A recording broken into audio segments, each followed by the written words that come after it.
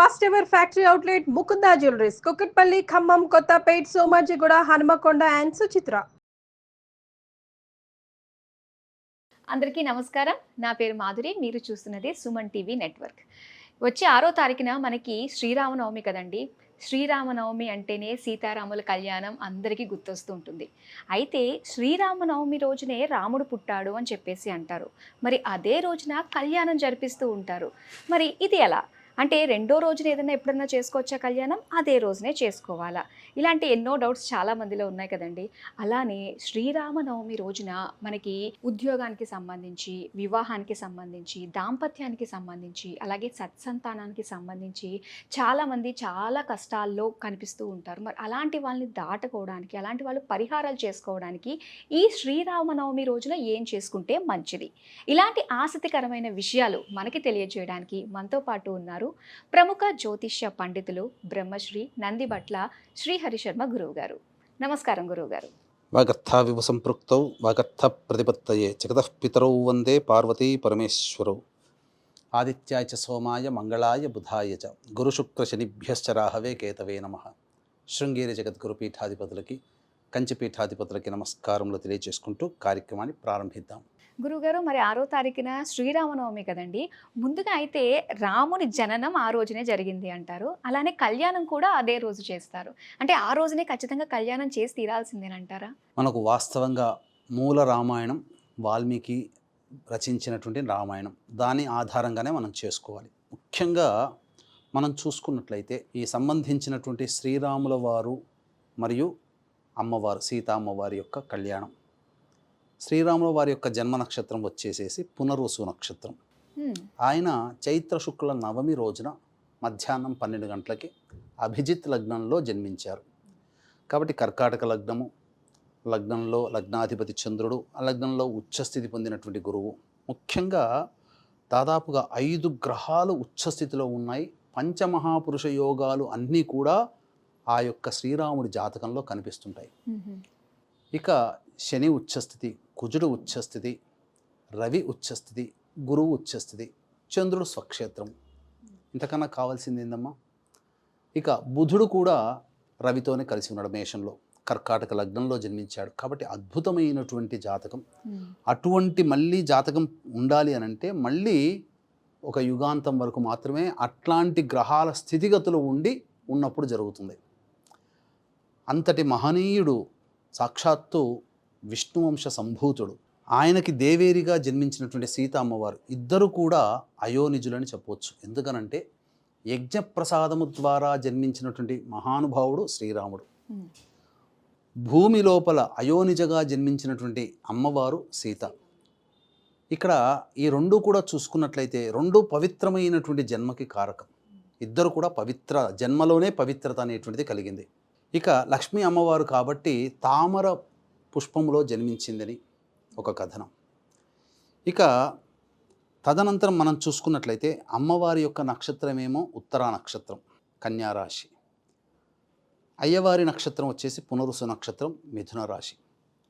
వీరిద్దరికీ కళ్యాణం జరిగింది మాత్రం ఫాల్గుణ మాసము పౌర్ణమి తిథి రోజున, చైత్ర శుక్ల నవమి రోజున కాదు. కాకపోతే అవతార పురుషుడైనటువంటి రాముడు జన్మించినటువంటి రోజున, అలాగే పూర్తిగా ఈ సంబంధించినటువంటి రావణాసుర సంహారం అంతా జరిగిన తరువాత అప్పుడు దసరా రోజున బయలుదేరి వచ్చాడు అని చెప్పేసి మనకు చెప్తారు. ప్రాయశ్చిత్త కర్మలు అన్నీ చూసుకొని శుభముహూర్తం రోజున ఈ చైత్ర శుక్ల నవమి రోజునే పట్టాభిషిక్తుడయ్యాడు అని చెప్పి మనకు చెప్పబడి ఉంది. కాబట్టి పురాణ పురుషుడైనటువంటి ఈ శ్రీరాముడి యొక్క జన్మదినం రోజునే కళ్యాణం జరుపుకోవడం మనకు యుగాలుగా ఆనవాయితీగా వస్తుంది. కాబట్టి చైత్ర శుక్ల నవమి రోజున శ్రీరాముడిని ఉద్దేశించి ఆయన జన్మించినటువంటి రోజున సందర్భముగా అప్పుడు ఆ రోజు నుంచి కళ్యాణం జరుపుకోవడం, శ్రీరాముల వారి నిర్యాణ తదనంతరం కళ్యాణం జరుపుకోవడం అనేటువంటిది అనాదిగా వస్తున్నటువంటి ఆచారం. కాబట్టి అసలు వాస్తవానికి మాత్రం ఫాల్గుణ శుక్ల పౌర్ణమి రోజునే, అంటే హోళీ పండుగ రోజునే స్వామివారికి అమ్మవారికి ఇద్దరికీ కూడా వివాహం జరిగినటువంటిది. కానీ ఇదంతా త్రేతాయుగంలో కొన్ని యుగాల క్రితం జరిగింది. కానీ ఇప్పటికీ ఇన్ని యుగాలు గడిచినా కూడా దాని ప్రావీణ్యం అంతా కూడా అంతే అలానే నిక్షిప్తంగా ఉంది. ఇది ఎలా అంటారు గురువుగారు అసలు? మనకు ఉన్నటువంటి దశావతారాలలో ప్రధానంగా ఏ అవతారానికి లేనటువంటి కళ్యాణం మాత్రం శ్రీరాముడికి మాత్రమే ఉంది. మీకు ఏ అవతారంలో కూడా అవతార పురుషుని కళ్యాణం చేసే ఆనవాయితీ లేదు. ఇప్పుడిప్పుడు నరసింహస్వామి అవతారం ఉన్నప్పుడు నరసింహస్వామి కళ్యాణం జరిపిస్తున్నారు, అలాగే సత్యనారాయణ స్వామి కళ్యాణం జరిపిస్తున్నారు, వెంకటేశ్వర స్వామి కళ్యాణం జరిపిస్తున్నారు. కానీ ఇవి ఏవి ఏర్పడకముందే యుగ యుగాల నుంచి కూడా రామ కళ్యాణం అనేటువంటిది అనేక విధాలుగా ఈ యొక్క భూమి మీద సనాతన ధర్మం పరిఢవిల్లుతుంది అని చెప్పడానికి ఇది. శ్రీరామ అనేటువంటిది జయనామమ్మ. ఎందుకంటే దీనికి ఇక్కడ శ్రీరామ అంటే సాక్షాత్తు యుగపురుషుడైనటువంటి శ్రీరాముడికే కాకుండా ఒక శివపురాణం కథనం ప్రకారము పార్వతీ అమ్మవారు పరమేశ్వరుని అడిగిందట, అన్నీ విద్యలకి అధిపతివి కదా, మరి ఈ విద్యలన్నీ కూడా నీ దగ్గర ఎందుకయ్యా, అన్నీ పంచిపెట్టవచ్చు కదా, ప్రపంచానికి ఇచ్చేస్తే జ్ఞానం పెరుగుతుంది కదా అని అంటే అమ్మవారి మాట ప్రకారం అన్నీ వదిలేస్తాడట పరమేశ్వరుడు. కానీ ఒక్క నామాన్ని మాత్రం ఆయన దగ్గర పెట్టుకుంటాడు. ఏంటా నామము అంటే శ్రీరామ. ఆ నామాన్ని తన దగ్గర పెట్టుకొని ఎవరైతే కాశీక్షేత్రంలో మరణం పొందుతారో వాళ్ళు ఆ సమయంలో ఈ తారక మంత్రాన్ని ఉపదేశిస్తాడు. తారక మంత్రం ఉపదేశించడం అంటే ఏమీ లేదు, శ్రీరామ అని చెబుతాడంతే. ఆ శ్రీరామ అనే శబ్దం వల్లనే విన్న జీవుడు మరణించే సమయంలో ఆ శ్రీరామ అనే పదం వింటే చాలు మోక్షాన్ని పొందుతాడు. కాబట్టి ఎవరైనా చనిపోతున్నా శ్రీరామ శ్రీరామ అనుకుంటూ తీసుకుని వెళ్తుంటుంటారు. అంత్యదశలో ఉన్న వాళ్ళకి శ్రీరామనామ జపం చేస్తారు. దాదాపుగా 99 కోట్ల పర్యంతం శ్రీరామనామ జపాన్ని చేసినటువంటి త్యాగయ్య ఆ ఫలితముగా శ్రీరాముల వారి దర్శనం పొందాడు. మొత్తము లక్ష్మణ అమ్మవారు సమేతముగా శ్రీరాముడు దర్శనం ఇచ్చాడు. 99 కోట్ల జపం చేశాడు త్యాగయ్య. అంతటి ఫలితం. రామదాసు నిరంతరం శ్రీరామ భక్తుడు, ఆయన కూడా స్వామివారి యొక్క అనుగ్రహాన్ని పొందినటువంటి వాడే. కాబట్టి రామనామ జపముతో ఉన్నటువంటి మొత్తం పూర్తిగా కర్మదోషం తొలగిపోతుంది. మీకు ఇంకొక విషయం చెబుతానమ్మా. ఈ రామ్ అనేటువంటిది అగ్నిబీజము. అగ్నిబీజము అని అంటే దాన్ని మనం ఎలా అర్థం చేసుకోవాలి? 2 రకాలుగా. కర్మదోషాన్ని తగిలించి, కర్మదోషాన్ని తొలగించే, తగిలించే కాదు, కర్మదోషాన్ని తొలగించే బీజం బీజాక్షరం ఏదై ఉందనంటే అది రామ్ అనే బీజాక్షరం. కాబట్టి ఇప్పుడు చాలామంది తెలియక ఏదో పిచ్చి పిచ్చి పేర్లు పెట్టుకొని ఆ పిచ్చి పేర్లున్న వాళ్ళ పక్కన రామ్ అనే బీజాక్షరాన్ని చెప్పి వాళ్ళు దేవుళ్ళుగా గురువులుగా కొలుస్తున్నారు. ఆ రామ్ అనే శబ్దము ఇప్పుడు ఎవరైతే ఆ బాబాల నామాలు స్మరిస్తున్నారో ఆ నామం పక్కన రామ్ అనేది తీసేసి ఉత్త బాబా నామం చదవమని చెప్పండి, ఎవ్వరికీ ఒక్క పని కాదు. వాళ్ళకి తెలియకుండానే వాళ్ళకి పనులు అవుతున్నాయంటే ఏదో బాబాల మహత్యం అని అనుకుంటున్నారు. బాబాల మహత్యం ఏమీ లేదు. ఆ బాబాల పేర్ల పక్కన రామ్ అని ఒక అద్భుతమైనటువంటి బీజాక్షరాన్ని తగిలించారు. అంటే పేరు బలం కూడా చాలా ఉంటుంది. రామ్ అనేటువంటిది కర్మదోషాన్ని తొలగిస్తుంది. ఇప్పుడు హిరణ్యాక్షుడు, హిరణ్యకశిపుడు, శిశుపాలుడు, దంతవక్త్రుడు వీళ్ళందరూ కూడా తెలిసి తెలియక విష్ణువుని ద్వేషిస్తూ విష్ణువుని నామాన్నే సదా స్మరిస్తూ ఉన్నారు. అందువల్ల వాళ్ళకి తొందరగా మోక్షం కలిగింది. అట్లాగే ఈ బాబాల పేర్ల పక్కన రామ్ అనేటువంటిది పెట్టుకొని పిలుచుకోవడం వల్ల అదేదో బాబాల మహత్యం అనుకొని ఫీల్ అవుతున్నారు. కానీ బాబాల మహత్యం కాదు, అది రాముడి మహత్యం, రామనామానికి ఉన్నటువంటి మహత్యము. కాబట్టి ఇంతటి మహత్తరమైనటువంటి రామనామము కర్మదోషాలను తొలగిస్తుంది. అంతేకాకుండా రామ్ అనేటువంటిది అగ్నిబీజము. హిమాలయాల్లో తపస్సు చేసుకునే సాధువులు -20 డిగ్రీస్లో కూడా ఎలా ఉండగలుగుతున్నారు అని అంటే వాళ్ళు నిరంతరం రామనామ జపాన్ని సిద్ధింపచేసుకున్నారు. నామజపాన్ని జపిస్తూ ఆ నామజపం యొక్క సిద్ధత్వాన్ని వాళ్ళు పొందారు. కాబట్టి ఒంటి మీద నూలు పోగు లేకుండానైనా కానీ ఉండగలుగుతున్నారు. దీనికి ఉదాహరణ మనం కూడా చేసి చూడవచ్చు. చలికాలంలో చల్లటి ప్రదేశంలో మీరు ఒక అరగంట సేపు రామ్ రామ్ రామ్ రామ్ శ్రీరామ్ శ్రీరామ్ శ్రీరామ్ అంటూ ఉండండి. మీలో ఒక వేడి వచ్చేసేస్తుంది. అంత చలిలో కూడా మీకు చెమటలు పట్టేంత వేడి మీ శరీరం నుంచి వచ్చేస్తుంది. చలినైనా ఎదుర్కోగలుగుతారు. అంతటి శక్తి ఆ రామ్ అంటే అగ్నిబీజం. అగ్ని ప్రజ్వరిల్లుతుంది, దహించి వేస్తుంది, కర్మదోషాన్ని దహించి వేస్తుంది. ఇక అన్నిటికంటే ప్రధానముగా ఈ శ్రీరాముడు మనకు యుగ పురుషుడు అని, అంతేకాకుండా సకల గుణాభిరాముడు మనకు చెప్పదలుచుకున్నట్లయితే అనేక విధాలుగా ఆ శ్రీరాముడు ఆచరించి చూపించాడు. ఆయన బాటలో మనం నడవాలి. ఏకపత్ని వ్రతం అది చాలా ఆ వ్రతం అనేటువంటి ఏకపత్ని వ్రతం అనేటువంటిది చాలా అసంభవం కొన్ని యుగాలలో. కానీ అప్పుడు కూడా ఎన్నో అవకాశాలు ఉన్నప్పటికీ కూడా రాజుగా ఉన్నప్పటికీ కూడా సామాన్య పురుషుడుగా జీవించాడు అని చెప్పవచ్చమ్మా. అలాగే గురువుగారు ఇప్పుడు ఉద్యోగ సమస్యలు, అలాగే వాళ్ళకి సంతానం గురించి, ఆరోగ్యం గురించి చాలా రకాల సమస్యలు ఉంటూ ఉంటాయి కదండి. మరి అలాంటి వాళ్ళు ఈ శ్రీరామనవమి రోజున ఏదైనా పరిహారాలు లాంటివి చేసుకున్నట్లయితే వాళ్ళకి మొత్తం అన్నీ తొలగిపోతాయంటారా? తప్పకుండానమ్మా. శ్రీరాముడి యొక్క జీవిత చరిత్రని మనం వాల్మీకి పరంగా చూసుకున్న, వాల్మీకి రామాయణాన్ని చూసుకున్న, సుందరకాండము అయినా కానీ అనేక పారాయణాలు మనకు దృశ్యమాత్రమేనమ్మా. అన్ని చేసినటువంటి వాళ్ళు ఫలితాలు పొందినటువంటి వాళ్ళు ఉన్నారు. ముఖ్యంగా వివాహం కావలసినటువంటి వాళ్ళు, అలాగే ఉద్యోగము పదవి రావాల్సినటువంటి వాళ్ళు, దంపతులు విడిపోయి చక్కటి మళ్ళీ తిరిగి భర్త లేదా భార్య కలిసిపోవాలనుకునేటువంటి, అనగా అన్యోన్య దాంపత్యాన్ని కోరుకునేటువంటి వాళ్ళు, అలాగే కీర్తి ప్రతిష్టలు కోరుకునేటువంటి వాళ్ళు, చక్కటి సత్సంతానాన్ని కోరుకునేటువంటి వాళ్ళు, వీళ్ళందరూ కూడా ఆ యొక్క శ్రీరాముడిని అనేక విధాలుగా మనం కనుక అర్చించిన, పూజించిన, పారాయణం చేసిన తప్పకుండా ఈ సమస్యలన్నీ తొలగిపోతాయమ్మా. దీన్ని దృష్టిలో పెట్టుకొని వీక్షించేటువంటి ప్రేక్షకులు గమనించాల్సినటువంటిది ప్రధానముగా ఈ యొక్క చైత్ర పౌర్ణమి మనకు ఈ ప్రాంతములలో హనుమత్ జయంతిగా పిలుచుకోవడం జరుగుతుంది 12వ తారీఖు రోజున.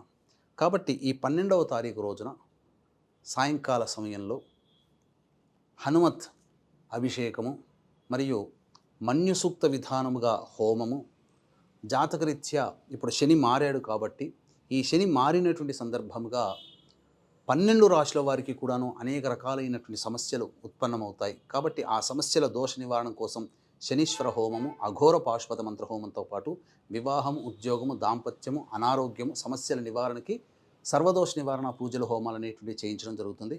ముఖ్యంగా ఈ యొక్క కార్యక్రమంలో నమోదు చేసుకునేటువంటి వాళ్ళు కార్యక్రమ తదనంతరం కాంటాక్ట్ చేసి మీ గోత్రనామాలు నమోదు చేసుకోవచ్చు. అలాగే అన్నిటికంటే ముఖ్యంగా సెం కరుంగలి మాల, కరుంగలి కాదు సెం కరుంగలి మాల అనేటువంటిది ప్రత్యేకించి నరదృష్టి, నరఘోష, పాజిటివ్ ఎనర్జీ కలిగించింది, నరఘోష నరదృష్టిని తొలగించబోతుంది. అలాగే ముఖ్యంగా ఈ సెం కరుంగలి మాలని ఎవరైతే ధరిస్తారో వాహనాన్ని నడిపేటప్పుడు వచ్చే ప్రమాదాల నుంచి మిమ్మల్ని కాపాడుతుంది. ఆకస్మికమైనటువంటి ప్రమాదాలను బారిన పడకుండా ఈ సెం కరుంగలి మాల, ఉత్త కరుంగలి కాదు, సెం కరుంగలి మాల అనేటువంటిది ఈ యొక్క హనుమత్ జయంతి రోజున పూజ చేసి హోమము చేసి ఆ హోమ ప్రసాదముగా ఈ యొక్క సెం కరుంగలి మాల మీకు అందివ్వడం జరుగుతుంది. అవకాశం ఉన్న వాళ్ళు ఇట్టి మహత్తరమైనటువంటి కార్యక్రమంలో మీరు గోత్రనామాదులు నమోదు చేసుకొని దైవానుగ్రహాన్ని పొందవచ్చు. అత్యద్భుతమైన, ఏదో ఉత్తగా కరుంగలిమాల కొనడం కాదు, కరుంగలిమాలతో విశేషమైనటువంటి కొన్ని మణిపూసలు, శంకరుంగలిమాలలు కలిపి రాగిలో చుట్టించి మీకు ఇవ్వడం జరుగుతుంది. కాబట్టి అవకాశం ఉంటే ఇట్టి మహత్తరమైనటువంటి కార్యక్రమంలో మీరు నమోదు చేసుకోవచ్చు. ఇక మనకు ప్రధానంగా చూసుకుంటేనమ్మా, ముఖ్యంగా వివాహ సమస్యలు ఉన్నటువంటి వాళ్ళు, మనకు రామాయణంలో సీతా కళ్యాణ ఘట్టం ఉంటుంది. ఆ సీతా కళ్యాణ ఘట్టాన్ని, సీతారాముల కళ్యాణ ఘట్టాన్ని 108 సార్లు పారాయణం చేసిన వాళ్ళకి అనతి కాలంలోనే వివాహం జరిగి తీరుతుంది. అదొకటి. తర్వాత ఇక వివాహం అయిపోయింది కదా, దాంపత్య సమస్యలు. ఈ దాంపత్య సమస్యలు అనేటువంటివి ఉన్నటువంటి వాళ్ళు ఈ సంబంధించినటువంటి సీతా కళ్యాణ ఘట్టాన్ని, సీతా కళ్యాణ తదనంతరం వనవాసానికి వెళ్ళేంత వరకు ఉన్నటువంటి ఘట్టాన్ని 108 సార్లు పారాయణం చేయాలి. ఇక తరువాత సంతానపరమైనటువంటి సమస్యలు, లవకుశులు సంబంధించినటువంటి ఉద్భవం ఈ యొక్క రామాయణంలో ఉంటుంది, ఉత్తర రామాయణంలో ఉంటుంది. ఆ లవకుశులు సంబంధించినటువంటి చరిత్రని, ఆ ఘట్టాన్ని 108 సార్లు పారాయణం చేయాలి. ఇక ప్రధానముగా ఉద్యోగ సమస్యలతో బాధపడేటువంటి వాళ్ళు శ్రీరామ పట్టాభిషేకం అని ఉంటుంది. ఆ శ్రీరామ పట్టాభిషేకాన్ని 108 సార్లు పారాయణం చేయాలి. ఉద్యోగం వెతుక్కునే వాళ్ళు కానీ, ఉద్యోగ మార్పుని కోరుకునే వాళ్ళు కానీ, అలాగే మనకు అనేక రకాలైనటువంటి సమస్యలు అనేటువంటివి ఉంటాయి. ఆ సమస్యల నుంచి బయటపడాలి అన్నప్పుడు ఎందుకు సమస్యలు కలుగుతున్నాయో తెలియదు, జాతకరీత్యా పక్కకు పెట్టండి. అనేక రకాల సమస్యలు ప్రతి మానవుడికి ఉంటాయి, మీకు ఉంటాయి, నాకు ఉంటాయి. కాబట్టి అటువంటి సమస్యల నుంచి బయటపడడం కోసం ఈ సంబంధించినటువంటి జాతకమంతా బాగుంటుంది, కానీ ఎందుకు సమస్యలు వస్తాయో తెలియదు. జటిలమైన సమస్యలు, జటిలమైన కోరికలు నెరవేరాలి అని అన్నప్పుడు సుందరకాండ పారాయణం 108 సార్లు పారాయణం చేయండి. తప్పకుండా అది జరిగి తీరుతుంది. ఇవన్నీ కూడా నిజమైనటువంటి అనుభవాలే. సుందరకాండ పారాయణ ఇప్పటికీ చేయించుకుంటారు. కష్టాలు వచ్చినప్పుడు, ఇంట్లో సమస్యలు చికాకులు పెరుగుతున్నప్పుడు ఒక్కసారి సుందరకాండ పారాయణం చేయండి పంతులు గారు అని చెప్పి చేయించుకుంటారు. ఇప్పటికీ కూడా దానికి చేసేవాళ్ళు స్పెషల్గా ఉంటారు. ఆషామాషిగా ఎవరు పడితే వాళ్ళు చేసేది కాదు. కాబట్టి అన్ని రకాల విద్య, వివాహ, ఇప్పుడు విద్యకు సంబంధించినటువంటి శ్రీరాముడు విద్యను అభ్యసించినటువంటిది, అలాగే తాటక సంహారము ద్వారా అంతకుముందు విశ్వామిత్రుడి ద్వారా పొందినటువంటి విద్యలు, ఇవన్నీ కూడా ఈ శ్రీరాముడు వనరక్షణ కోసం, యాగరక్షణ కోసం బయలుదేరినటువంటి దారభ్యత సీతా కళ్యాణం వరకు ఉన్నటువంటి ఘట్టాన్ని ఎవరైతే పారాయణం చేస్తారో విద్యలో ఉన్నటువంటి దోషాలన్నీ తొలగిపోతాయి. సీతా కళ్యాణం, వివాహము, దాంపత్య సమస్యలు తొలగిపోతాయి. లవకుశుల సంబంధించినటువంటి జన్మ చరితాన్ని పారాయణం చేస్తే సంతాన సమస్యలు పోతాయి. ఉద్యోగ సమస్యలు, పదవీ సమస్యలు, వ్యాపార సమస్యలు తీరాలంటే రామపట్టాభిషేకాన్ని పారాయణం చేస్తే సరిపోతుంది. ఇంతకన్నా రాముడు మనకు ఇంత గొప్ప వరాన్ని, ఇవన్నీ సకలమైనటువంటి కష్టాలు తొలగిపోవాలంటే అశోకవనంలో బాధలు పడుతున్నటువంటి అమ్మవారిని దర్శించినటువంటి ఆ యొక్క హనుమత్ ఘట్టం ఏదైతే ఉంటుందో అదంతా పారాయణం చేసినటువంటి వాళ్ళకందరికీ కూడా వాళ్ళకి అదే సుందరకాండ అని అంటారు. ఆ సుందరకాండ పారాయణం చేయడం వల్ల సమస్త విధములైనటువంటి శోకములు కానీ కష్టములు కానీ తొలగిపోతాయి.